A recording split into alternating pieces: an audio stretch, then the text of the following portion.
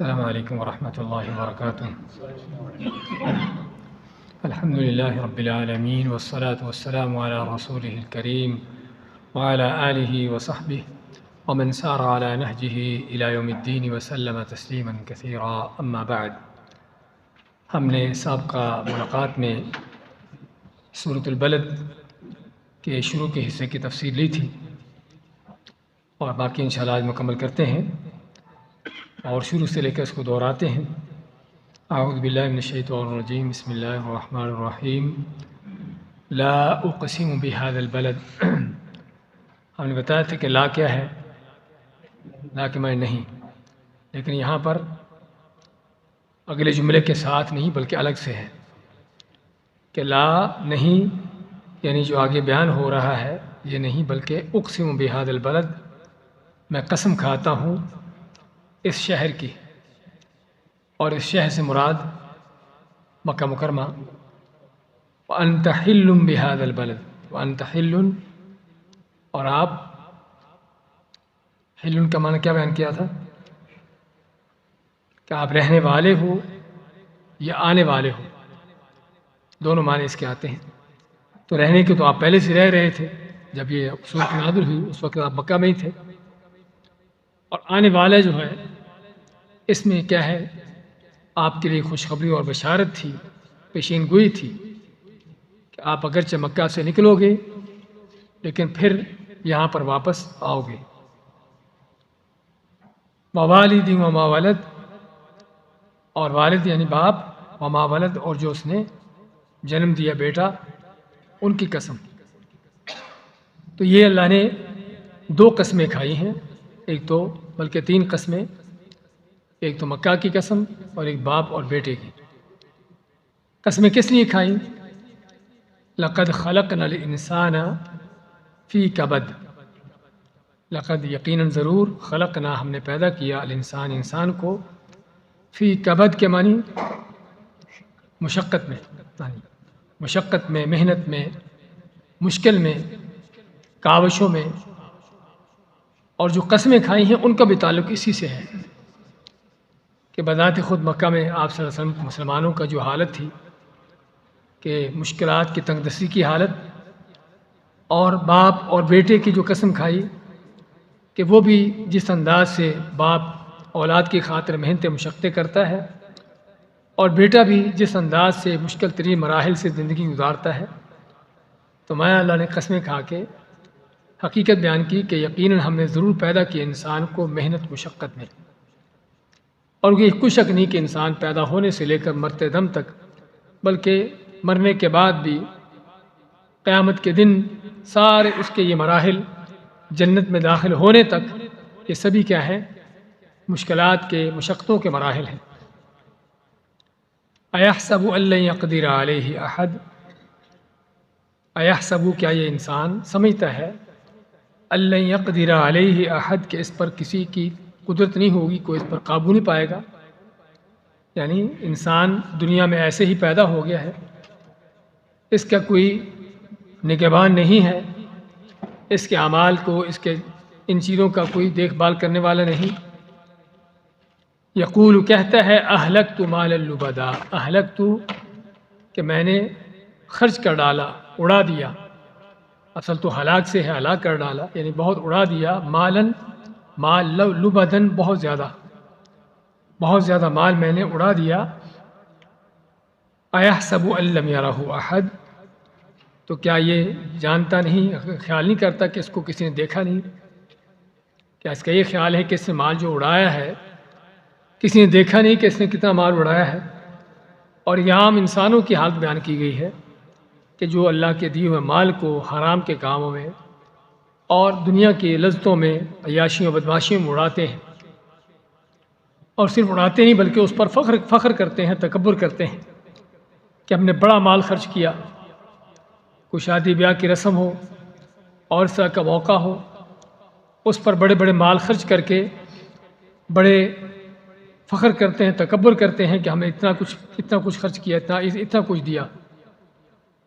اللہ ماتا ہے کیا یہ جہاں خیال کرتا ہے کہ اس کو کوئی دیکھ نہیں رہا کہ جس اللہ نے مال دیا ہے وہ اس کا حساب بھی لے لے گا، اس لیے میں علم نجعل لہ عینین، کیا ہم نے اس کی دو آنکھیں نہیں بنائی؟ یعنی اگر اس کو دو آنکھیں دی ہیں تو کیا آنکھیں دیکھیں دینے والا جو ہے اللہ تعالیٰ وہ نہیں جانتا؟ وہ اس کو دیکھ نہیں رہا؟ وَلِسَانًا وَشَفَتَيْن، اور اس کو لسان کیا ہوتی ہے؟ زبان. شفتین دونوں ہونٹ، کہ بولنے کے لیے اس کو زبان اور دو ہونٹ دیے. وَهَدَيْنَاهُ النَّجْدَيْن، وَهَدَيْنَاهُ، اور اس کی رہنمائی کی النجدین. نجدین کیا ہے؟ دو رستے بھی. اور نجدین کا لفظ جو ہے ہم نے ذکر کیا تھا کہ بچہ پیدا ہونے کے بعد جو ہے جہاں سے دودھ پیتا ہے ماں کے پستان، تو یہ ان دونوں کو بھی نجدین کا نام دیا گیا ہے، کیونکہ یہاں پر پہلے آنکھوں کا ذکر آیا ہے، پھر زبان کا، ہونٹوں کا ذکر آیا ہے، جسم کے اعضاء کا ذکر. تو ان جسم کے اعضاء کے ساتھ مناسبت کس کی ہوگی؟ اسی کی ہوگی.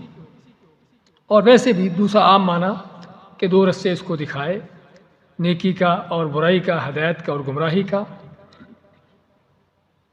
یہاں تک ہم نے لیا تھا، اس کے بعد آگے مکمل کرتے ہیں. اعوذ باللہ من الشیطان الرجیم. فَلَقْتَحَمَ الْعَقَبَةَ، فلا پس نہیں، اقتحما اس نے پھلانگا، یہ چڑھا، العقبہ، عقبہ پہ نہیں چڑھا، گھاٹی پہ نہیں چڑھا. عقبہ کیا ہوتا ہے؟ گھاٹی. گھاٹی کیا ہوتی ہے؟ پہاڑ پہ اوپر چڑھنے کے لیے جو جگہ ہوتی ہے اور تنگ جگہ ہوتی ہے، دشوار گزار جگہ ہوتی ہے پہاڑ کے اندر، اونچی جگہ، تو چڑھائی بھی ہوتی ہے اور ہوتی بھی تنگ ہے، اس کو کہتے ہیں عقبہ. تو کیا ظاہر مراد عقبہ کہ کسی پہاڑ کی چوٹی پر چڑھنا، یا مراد اس سے یہ ہے کہ کوئی مشکل کام کرنا؟ تو یہاں پر یہ مراد ہے کہ اس انسان نے جس کو مال دیا تھا، اللہ نے ساری نعمتیں دی ہیں، اس نے نمود و نمائش کے لیے، اپنی شہرت کے لیے اور دنیا کی لذتیں، عیاشیوں بدماشیوں کے لیے تو بڑا مال اڑایا ہے، لیکن وہ کام نہیں کیا جو مشکل ہے. اور عقبہ جس کا بتایا ہے کہ وہ اونچی دشوار گزار جگہ ہوتی ہے جہاں پر چڑھنا مشکل ہوتا ہے. اگر آدمی اترائی میں اترتا ہے تو کیا ہوتا ہے؟ آسانی سے اپنے آپ کو ڈھیلا چھوڑ دے چلتا جائے گا. لیکن جہاں چڑھائی چڑھنا ہو، پہاڑوں پر خاص طور پر کبھی چڑھنے کا موقع ملا ہو تو زور نہیں لگتا، اچھا خاصا سانس پھولتا ہے، ٹانگیں پھول جاتی ہیں، سمجھے نا. تو خاص طور جن کی پہلے چڑھنے کی کوئی ریہرسل نہ ہو، وہ چند قدم چڑھنے کے بعد ہی وہاں بیٹھ جاتے ہیں. تو یہاں پر بھی اللہ نے اپنے دین کو، دنیا جو ہے اس کی مشکلات کا، مصیبتوں کا، آزمائشوں کی جگہ بنائی ہے. اس میں دو طرح کے لوگ ہیں. ایک ہیں جن کا پہلے ذکر ہوا ہے کہ مال، دولت، عیاشی، بدماشی، دنیا کی لذتیں، مال اڑایا نمود و نمائش کے لیے، بڑی شہرت ملی. لیکن ایک وہ شخص ہے کہ جو اللہ کے اس مال کو اللہ کی راہ میں خرچ کر رہا ہے. آگے اس لیے ذکر آتا ہے وما ادراک ما العقبہ، تم کیا جانو کہ گھاٹی کیا ہے، وہ دشوار گزار اونچی جگہ چڑھنے کی کیا ہے. فک رقبہ، فک معنی چھوڑنا، کھولنا. رقبہ گردن کھولنا. گردن کھولنا یعنی گردن آزاد کرنا، کسی غلام کو آزاد کرنا ہو، یا کسی قیدی کو چھڑانا ہو، یا کوئی قرض کے نیچے دبا شخص ہو، اس کو اس مصیبت پریشانی سے نکالنا ہو. یہ ساری کیا ہے؟ فک رقبہ ہے. ایک تو یہ ہے مشکل گھاٹی، اور کیا ہے؟ او اطعام فی یوم ذی مسغبہ. اطعام کے معنی کھانا کھلانا. طعام ہوتا ہے کھانا، اور اطعام کھانا کھلانا. کھانا کھلانا کب؟ فی یوم ایسے دن میں، ذی مسغبہ، مسغبہ کہتے ہیں بھوک، فاقے کا دن، کہ جو فاقے کا دن ہے، بھوک کا دن ہے، اس میں کھانا کھلانا. یہ ہے مشکل گھاٹیاں. تو فک رقبہ، گردن آزاد کرنا، بذات خود بڑے مشکل کام ہے، کیونکہ غلام مہنگے ہوتے ہیں. تو بڑی قیمت لگا کر غلام کو آزاد کرنا اپنے لیے خریدنا اپنی خدمت کے لیے وہ تو آسان ہوتا ہے، لیکن اس کو خرید کر اللہ کی راہ میں آزاد کر دینا، ہاں یہ ہے واقعہ جو مشکل کام ہے۔ اور مشکل اس لیے کہ غلام کو خریدا ہے، کسی بڑے آدمی پر مال خرچ نہیں کیا کہ جہاں سے کوئی بڑا مفاد ملنے کی امید ہو۔ غلام خود بیچارہ غریب فقیر ہوتا، بلکہ اس کے پاس مال ہوتا ہی نہیں، اس سے کیا انسان کو ملے گا؟ اور پھر اس کو بھی اپنے کام میں نہیں لگایا بلکہ خرید کر اس کو آزاد کر دیا اللہ کی راہ میں۔ تو یہاں پر سوائے صرف اللہ کی رضا کے اور کچھ سامنے نہیں۔ اسے ہم نے سورۃ اللیل کے آخر میں بیان کیا تھا ابوبکر صدیق کے حوالے سے کہ وہ غلاموں کو خریدتے، مکہ میں جو مسلمان ہو جاتے اور کافر ان کو اذیتیں دیتے تو کیا کرتے، ان غلاموں کو خرید کر آزاد کر دیتے۔ تو ان کے باپ نے کہا کہ تم کہاں مال خرچ کر رہے ہو؟ اپنے مال کسی بڑے لوگوں پر خرچ کرو تاکہ وہاں سے تم کو کوئی شہرت ملے، کوئی عزت ملے، کوئی ان سے فائدہ تم کو حاصل ہو۔ ان غریبوں فقیروں پر ان سے تم کو کیا ملے گا؟ تو انہوں نے فرمایا کہ مجھے ان سے کچھ لینے کی امید نہیں اور نہ لینے کی کوئی تمنا ہے، مجھے اللہ سے لینا ہے۔ تو یہ وہ کام ہے جو مشکل ہے، لوگوں کو دکھانے بتانے کے لیے، لوگوں کی تعریفیں کروانے کے لیے تو بڑا آدمی خرچ کر دیتا مال، جس نے بتایا کہ شادی بیاہ کی رسم ہو کو اور اس طرح کا، بلکہ حتیٰ کے بعد کا صدقے خیرات بھی نمود و نمائش کے لیے آدمی بڑا کچھ کر دیتا ہے، لیکن اس انداز سے خرچ کرنا کہ جس میں صرف اللہ ہی کی رضا مقصود ہو اور کچھ اس میں مقصود نہ ہو، ہاں یہ کام مشکل ہے کہ جس میں نہ تو لوگوں سے کچھ ملے، نہ ان کی تعریفیں ملیں، نہ ہی ان سے کچھ معاوضہ حاصل ہو۔ اب اللہ سے تو ملے گا اور ملے گا بہت بڑا، جو لوگوں سے ملتا ہے وہ کچھ بھی نہیں ہے، اصل ہے جو اللہ کے پاس سے ملنے والا ہے، واللہ خیر و ابقی۔ لیکن مسئلہ تو یہ ہے کہ اللہ کی طرف سے جو ملے گا وہ تو آگے کی باتیں ہیں۔ اب آگے کی باتوں پر کون ایمان لاتا ہے کہ واقعی ہی جس کا آخرت پر کوئی یقین و ایمان ہوگا؟ اسی اللہ تعالیٰ کہ اصل یہ مشکل گھاٹیاں ہیں، مشکل کام یہ ہیں کہ جب انسان اللہ کی رضا کے لیے کوئی چیز کرتا ہے، لوگوں کی نظروں سے ہٹ کر، ان کی تعریفوں سے ان کو چھوڑ کر صرف اللہ کی رضا کے لیے کسی غلام کو آزاد کرتا ہے، اور غلام کو آزاد کرنے کا اجر بھی بہت بڑا ہے۔ نبی کریم صلی اللہ علیہ وسلم کا فرمان ہے، صحیح حدیث میں فرماتے ہیں کہ جو کسی غلام کو آزاد کرتا ہے، اللہ تعالیٰ اس کے بدلے میں اس کے ہر عضو کو آزاد کر دیتا ہے۔ غلام انسان ہے تو وہ بھی مکمل اس کے اعضاء ہوتے ہیں سر سے پاؤں تک، تو جس طرح وہ غلام آزاد کر دیا، کیونکہ غلام پہلے کیا تھا، وہ جکڑا ہوا تھا، اپنے مالک کی ملکیت میں تھا، اس کو اپنے طور پر کچھ بھی کرنے کی اجازت نہ تھی۔ آزاد ہونے کا معنی کہ اب وہ خود مختار ہے، جہاں چاہے جائے، جہاں جو چاہے کرے۔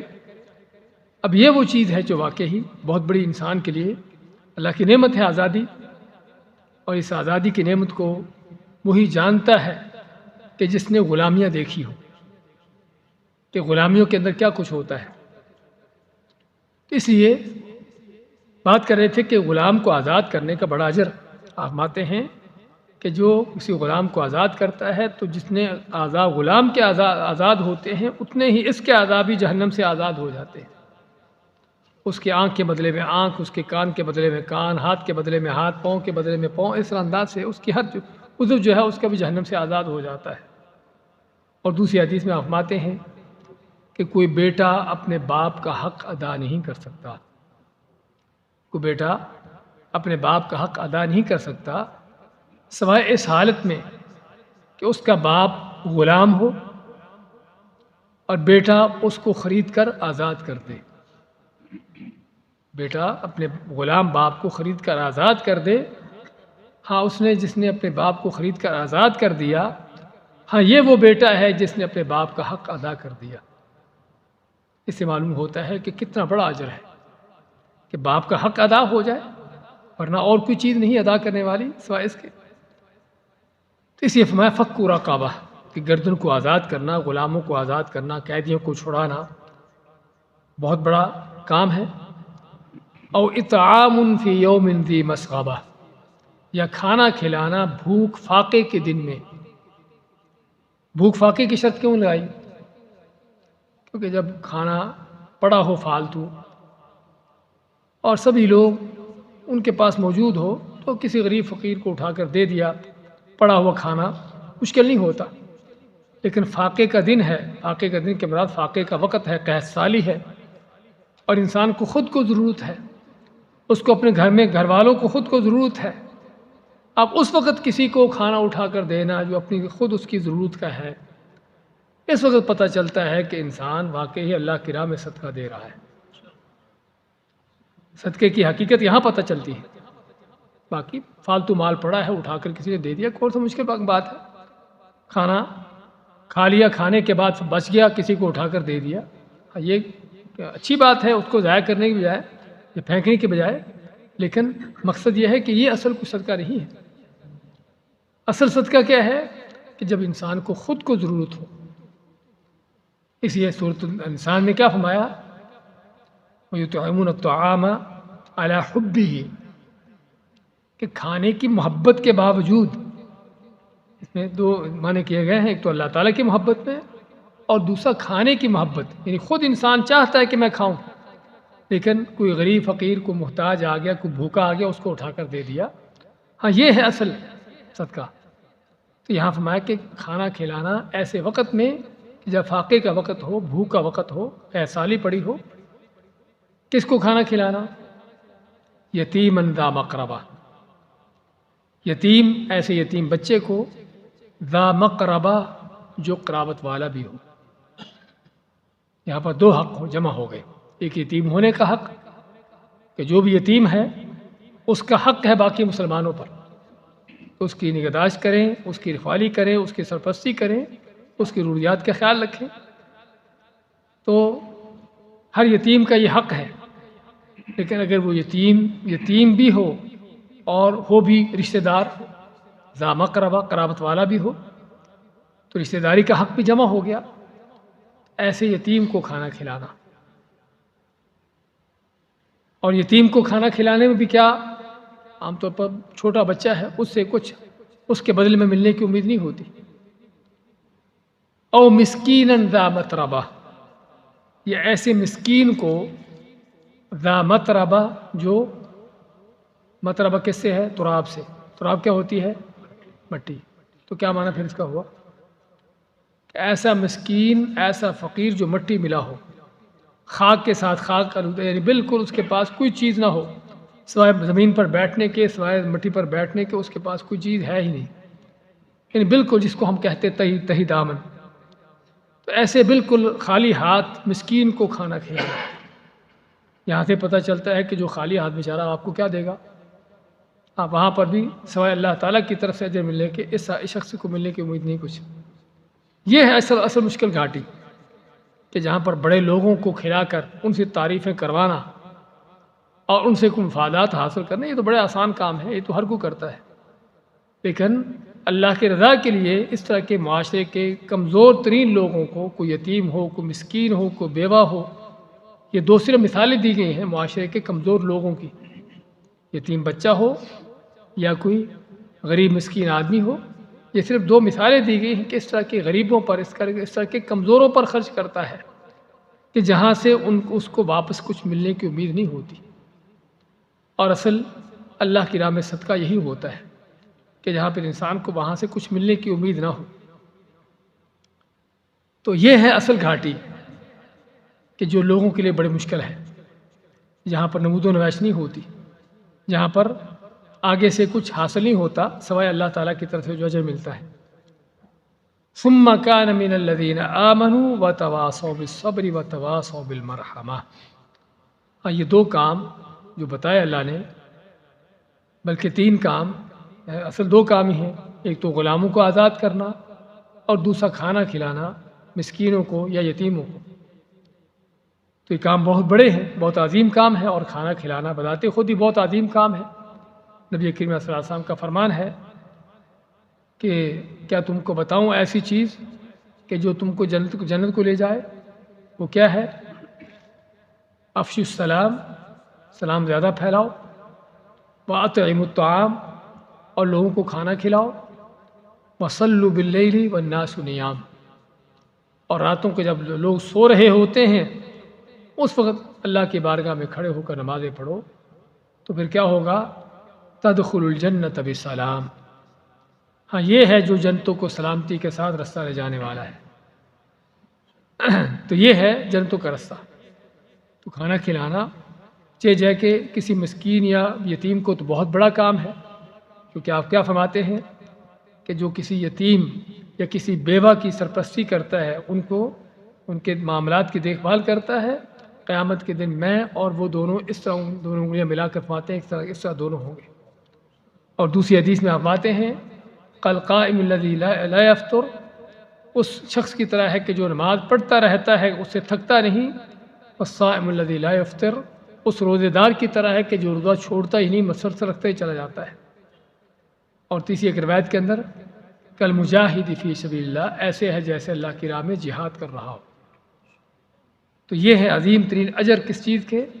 اس طرح کے معاشرے کے غریب لوگوں کو، اس طرح کے کمزوروں کا ساتھ دینے کا۔ لیکن بات کر رہے تھے کہ یہ رفاہ عامہ کا کام ہے، بہت بڑا کام ہے، بڑا اجر ہے اس کا، لیکن کیا ہر ایک کو مل جاتا ہے؟ ہمارے ہاں بڑے بڑے رفاہی ادارے ہوتے ہیں اور بڑے ان کے رفاہی کام ہوتے ہیں، بعض اوقات ملک بھر میں پھیلے ہوتے ہیں، لیکن اس کے ساتھ شرط ہے۔ شرط کس چیز کی ہے؟ ثم کان من الذین آمنوا، پھر وہ ان لوگوں میں سے ہو جو ایمان لانے والے ہیں۔ ایمان، توحید، سچا عقیدہ یہ بنیادی شرط ہے ہر نیک عمل کی۔ اگر ایمان نہیں ہے تو حاتم طائی، آج تک اس کی مثالیں دی جاتی ہیں، اور آپ صلی اللہ علیہ وسلم کے زمانے سے تھوڑی دیر پہلے گزرا تھا، اس کا بیٹا عدی بن حاتم آپ کا صحابی ہے، پہلے نصرانی تھا، اس کے بعد ایمان لاتا ہے، مسلمان ہوتا ہے۔ تو اس کا مطلب کہ آپ کے زمانے کا ہی ہے حاتم طائی۔ تو آپ نے کیا فرمایا کہ تیرے باپ نے ایک چیز چاہی تھی، اللہ نے اس کو دے دی۔ کیا چاہا تھا؟ شہرت۔ ہاں، شہرت دے دی ہے کہ آج تک اس کی مثالیں دی جاتی ہیں عرب و عجم میں، سمجھے نا؟ شہرت اسے چاہی تھی، اس کو مل گئی، لیکن آگے کیا ہے؟ آگے سوائے جہنم کے اور کچھ نہیں۔ عبداللہ بن جدعان مکہ کا بڑا مالدار آدمی تھا، بڑا سخی تھا، اس کے بڑے سخاوتیں، بڑے صدقے خیرات، بڑی اس کی غریب و فقیروں کے اوپر خرچ کرنا، اور کھانے کا وقت ہوتا تو اس کا لنگر لگ جاتا اور اعلان ہوتا کہ جو بھی کھانا چاہتا آ جائے، یعنی عام لنگر ہوتا، دعوت عام ہوتی ہر وقت۔ تو عائشہ پوچھتی ہیں کیا اس کے کام آئے گی یہ چیزیں؟ آپ میں کہ ہرگز نہیں، ایمان نہیں ہے۔ وما منعهم ان تقبل منهم نفقاتهم الا انهم كفروا بالله وبرسوله، اللہ فرماتا ہے کہ ان کے صدقے خیرات کے قبول کیوں نہ ہوئے، کافروں کے، منافقوں کے، کہ انہوں نے اللہ اس کے رسول سے کفر کیا۔ اور کفر ضروری نہیں کہ ہندو ہی کرے، کفر کرنے والا ضروری نہیں کہ کوئی سکھ، یہودی، عیسائی ہو۔ کفر کیا ہے؟ ہر طرح کی وہ چیز جو اسلام کے منافی ہے، جو توحید کے خلاف ہے، عقیدہ خراب ہے، اللہ کے سوا اوروں کو پکارا جاتا ہے، اوروں کو سجدے کیے جاتے ہیں، اوروں کے لیے نظریں نیازیں ہوتی ہیں، سارا کچھ کیا ہے؟ شرک ہے، اور یہی کفر ہے۔ اس لیے اگر ابو جہل، مکہ کے قریش، اللہ کو ماننے والے، اللہ کی خاطر طرح طرح کی باتیں کرنے والے، جسے ہم پہلے پڑھ رہے ہیں سورہ قریش وغیرہ میں، اگر ان کے ہاں شرک کے ہوتے ہوئے ساری باتیں کام نہ آئی ان کے، اور کون پھر جس کو کام آ سکتی ہو؟ تو بات کر رہے تھے کہ یہ ہے بنیادی شرط، اور وہ کیا ہے؟ ایمان، خالص عقیدہ، سچی توحید، جو آج اکثر و بیشتر مسلمانوں کے ہاں نہیں ہے۔ اکثر و بیشتر مسلمان کلمہ پڑھنے کو پڑھتے ہیں، مسلمان کہلاتے ہیں، اور بھی ان کی بڑی باتیں ہوں گی، لیکن کیا ہے کہ اللہ کے ساتھ شرک ہے، اور ممکن ہے کہ اس شرک سے بڑھ کر ہو جو مکہ والوں کا تھا، اور حقیقت بھی یہی ہے۔ اس لیے اس بات کو سمجھنے کی ضرورت ہے۔ ہم بعض اوقات کسی شخص کو دیکھتے ہیں کہ بڑا سخی ہے، بڑی سخاوتیں اس کی، بڑے اس کے رفاہی کام ہیں، بڑے اس کے چیریٹی کے اس طرح کے ادارے ہیں، کہتے ہیں کہ بڑا بڑا کام کر رہا ہے، اگر اس کے ساتھ عقیدہ صحیح نہیں ہے تو آپ کے ہاں لاہور میں گنگا رام ہاسپٹل، گلاب دیوی ہاسپٹل، گنگا رام کے بارے میں نے سنا ہے کہ بنانے والا تو ہندو ہے، آج تک بھی اس کا خرچہ وہ ہندو دے رہا ہے۔ ہر سال اس کے بیٹے آتے ہیں گنگا رام کے اور پورے سال کا بجٹ دے کے جاتے ہیں۔ کیا خیال ہے؟ اس طرح کے کافروں کے بڑے بڑے چیریٹی کے پروگرام چل رہے ہیں، لیکن ایمان نہیں ہے۔ اس لیے اگر اللہ تعالیٰ دنیا کے اندر ان کو جو دینا چاہتا دے دیتا ہے، آخرت میں سوائے جہنم کے اور کچھ نہیں بچتا۔ اس لیے ثم کان من الذین آمنوا، بنیادی شرط بیان کی کہ وہ ایمان والوں میں سے ہو، خالص عقیدہ ہو، سچا عقیدہ ہو، توحید ہو۔ وتواصوا بالصبر وتواصوا بالمرحمہ، ایمان کے ساتھ ساتھ یہ بھی ہے ایک دوسرے کو صبر کی تلقین کی اور ایک دوسرے کو رحم دلی کی۔ مرحمہ کے معنی رحم دلی، ایک دوسرے کے ساتھ رحم دلی کی تلقین کی۔ ہاں یہ بھی ہے۔ تو صبر کی کیا ضرورت ہے؟ صبر کی شرط کیوں رکھی؟ صبر کی شرط اس لیے رکھی کیونکہ یہ کام جو بڑی مشکل گھاٹی پر چڑھنے والے ہیں، آدمی کسی ایک وقت میں کر لیتا ہے، سمجھے نا، کسی ایک وقت میں اس طرح کا مشکل کام کر لیتا ہے، کوئی بڑی قربانی دے دیتا ہے، کوئی بڑا مشکل کام کر لیتا ہے، لیکن کیا وہ آئندہ بھی کرے گا؟ کیا زندگی بھر اس طرح کے قربانیاں دینے کے لیے تیار ہے، دیتا رہتا ہے؟ ہاں یہ ہے اصل چیز۔ اس لیے اللہ کا دین کسی وقتی طور پر کسی کے کام نیکی کر عبادت کرنے کا دین نہیں ہے، وہ زندگی بھر کا دین ہے۔ وَاعْبُدْ رَبَّكَ حَتَّىٰ يَأْتِيَكَ الْيَقِينُ، کہ اپنے رب کی عبادت کب تک کرنی ہے؟ جب تک موت نہیں آ جاتی۔ اس لیے یہ حقیقت سمجھنے کی ضرورت ہے کہ اللہ کی عبادت موت تک ہے۔ جو بھی صدقے خیرات ہیں، ان کے یتیموں کا، مسکینوں کا، ان کا ساتھ دینا ہے، زندگی بھر کا عمل ہے، یعنی کہ ایک بار دے کے فارغ ہو گئے۔ اس لیے مایا کہ وَتَوَاصَوْا بِالصَّبْرِ، اور اس کے صبر کی ضرورت ہے۔ اللہ تعالیٰ کی اطاعت پر صبر کی ضرورت ہے، گناہوں کو چھوڑنے پر صبر کی ضرورت ہے، برائیوں کو چھوڑنے پر صبر کی ضرورت ہے۔ وَتَوَاصَوْا بِالْمَرْحَمَةِ، اور اس نے صرف خود یہ کام نہیں کیے، رحم دلی کے، دوسروں کے ساتھ نیکی احسان کے کام خود نہیں کیے، بلکہ اوروں کو بھی اس کی تلقین کی۔ وَتَوَاصَوْا بِالْمَرْحَمَةِ کے اندر یہ بھی آ گیا کہ نہ کہ وہ صرف خود اکیلا یہ کام کرتا ہے، بلکہ اوروں کو بھی اس کی تلقین کرتا ہے۔ اور یہاں سے بعض علماء نے اخذ کیا ہے کہ مسلمان ایک فرد نہیں ہے، مسلمان کیا ہے؟ ایک سوسائٹی ہے، معاشرہ ہے، ایک قوم کی حیثیت سے ہے۔ اس کو دوسروں کو ساتھ لے کے چلنا ہے، خود بھی یہ کام کرنے ہیں نیکی کے، دین کے لیے قربانیوں کے، اوروں کو بھی اس طرف لگانا چلانا ہے۔ اور جب تک یہ پورا مسلمان معاشرہ اس کام کو نہیں کرے گا، اس وقت تک ایک اکیلے آدمی کے کام کا فائدہ بھی کوئی نہیں ہوتا۔ اس میں کہ وہ ایک دوسرے کو بھی اس رحم دلی کا حکم دیتے، اس کی وصیت کرتے ہیں۔ اولئک اصحاب المیمنہ، اولئک یہ وہ لوگ ہیں، اصحاب والے، میمنہ، میمنہ کیا ہو سکتا ہے؟ فوج کے ایک میمنہ ہوتا ہے، ایک میسرہ ہوتا ہے، کبھی شاید پڑھا ہو آپ نے، اردو میں ہمارے استعمال ہوتا ہے۔ ہراول دستہ کہاں ہوتا ہے؟ جو آگے ہوتے ہیں، اور میمنہ جو دائیں طرف والے، اور میسرہ جو فوج ہے بائیں طرف والے، دائیں بازو بائیں بازو۔ تو یہ میمنہ یعنی کہ جو دائیں بازو والے ہیں یا دائیں طرف والے ہیں۔ اور قیامت کے دن دائیں طرف والے کون ہیں؟ کہ جن کے دائیں ہاتھ میں اعمال نامہ ملے گا، اور وہ کامیاب ہونے والے، جہنم سے نجات پانے والے، جنت کو جانے والے، یہ ہیں جو اصحاب المیمنہ ہیں، کہ جن کے دائیں ہاتھ میں اعمال نامہ ملے گا۔ اور بعض روایتوں میں یہ بھی آتا ہے کہ جو اللہ کے دائیں طرف ہوں گے، کیونکہ اللہ تعالیٰ اہل ایمان کو، جن کو اللہ تعالیٰ بخشنا چاہے گا، ان کو اپنے دائیں طرف رکھے گا۔ والذین کفروا بآیاتنا، اور اس کے مد مقابل جنہوں نے کفر کیا ہماری آیتوں سے، چاہے وہ کھلا کفر ہو کسی کھلے کافر کی طرح، یا کفر کے جو طرح طرح کے انداز ہیں، کہ اللہ تعالیٰ کی قرآن آیت ملی لیکن نہ مانی، جھٹلا دی، اپنی منمانی کر لی، اس پر عمل نہ کیا، اوروں کی بات لے لی، اپنے بڑوں کی، قرآن کو چھوڑ دیا، سنت کو چھوڑ دیا، یہ سارے کفر کے انداز ہیں۔ والذین کفروا بآیاتنا، اور جن لوگوں نے ہماری آیتوں سے کفر کیا، ان کو نہ مانا، ان کو نظر انداز کیا، ان کو پیچھے چھوڑا، ہم اصحاب المشأمہ، یہ ہیں جو اصحاب والے ہیں۔ مشأمہ کس سے ہے؟ شام سے، اور لفظ شام کیا ہے؟ بائیں طرف، ایک یمن ہے، دوسرا شام ہے۔ یمن کے معنی دائیں طرف اور شام کے معنی بائیں طرف، تو اسی سے مشامہ ہے۔ تو آج ہمیں یمن اور شام کا پتہ چل گیا کہ یہ دو کیا معنی رکھتے ہیں، کہ کعبے کے جو دائیں طرف ہے وہ کیا ہے؟